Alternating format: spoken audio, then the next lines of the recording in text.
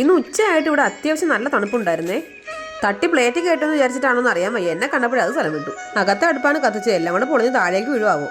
ഇന്ന് നേരത്തെ ജോലിയൊക്കെ ഒതുക്കിയിട്ട് ഞാനും മോനും കൂടി ഷോപ്പിങ്ങിന് പോവുകയാണേ. വരുന്ന കണ്ടതൊന്ന് ലുലുമാളി പോവാ. പട്ടി കിടന്ന കണ്ടില്ല, ഒരു കാലിപ്പ് പട്ടിയുടെ വായിക്കാത്തിരുന്നേനെ. ഈ വേലി കിടന്ന പാമ്പിനെ എടുത്ത് കോതമംഗലത്ത് വെച്ചെന്ന് കേട്ടിട്ടില്ലേ? മര്യാദയ്ക്ക് വണ്ടി പോയാൽ മതിയായിരുന്നു. ഇതാണ് ഞങ്ങളുടെ ലുലുമാള്. ഇവിടെ കിട്ടാത്ത സാധനങ്ങളൊന്നുമില്ല, എല്ലാം കിട്ടും. വന്നുടനെ ഫ്രിഡ്ജ് തുറന്ന് 2 കുപ്പി വെള്ളം മേടിച്ചവൻ കുടിച്ചു, ഒന്നും നോക്കിയില്ല. ഈ മിഷന് പിന്നെ തണുപ്പൊന്നും ഒരു പ്രശ്നമല്ല. പൈസ മിഠായി. ഇത്രയും ചെറിയ അച്ചപ്പത്തിന്റെ അച്ചക്ക എങ്ങനെ ഉണ്ടാക്കിയോ? 2 ഓറ് ബിസ്ക്കറ്റ് എടുക്കാൻ പറഞ്ഞപ്പോൾ ഉള്ളതെല്ലാം വാരി കൂട്ടുന്നു. യവൻ എന്നെ കൊണ്ട് ഇവിടുത്തെ പാത്രം മുഴുവൻ കഴിപ്പിക്കും.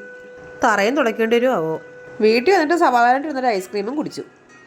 അമ്മ ഐസ്ക്രീം കൊടുക്കുന്ന കണ്ടപ്പോൾ ആ പരസ്യം ഓർത്തത്, നിങ്ങളുടെ ടൂത്ത് പേസ്റ്റിൽ ഉപ്പുണ്ടോ? ഇല്ലെങ്കിൽ ഇങ്ങനെ ഇരിക്കേണ്ടി വരും. കടയിൽ പോയിട്ട് വരുമ്പോൾ പലഹാരപ്പൊതി നോക്കിയിരിക്കുന്ന 2 കുഞ്ഞുങ്ങളുണ്ട്, ഒന്ന് അച്ഛനും ഒന്ന് അമ്മയും. നല്ല തണുത്ത കാറ്റടിക്കുമ്പോൾ പുറത്തിരുന്ന ചൂട് കട്ടൻ ചായ നല്ല മുട്ട പപ്സും കഴിക്കണം. മുട്ട പപ്സ് കഴിച്ചപ്പോൾ എന്തോ ഒരു ടേസ്റ്റ് വ്യത്യാസം. തുറന്നു നോക്കിയപ്പോൾ എൻ്റെ പപ്സിനകത്ത് മാത്രം മുട്ടയില്ല. മോഷണം നടന്ന ഉടനെ തന്നെ കള്ളനെ കണ്ടുപിടിച്ചു. യവനിത് എപ്പോൾ അടിച്ചോണ്ട് പോയി? നമ്മുടെ ചാനൽ എല്ലാവരും സബ്സ്ക്രൈബ് ചെയ്ത് സഹായിക്കണേ.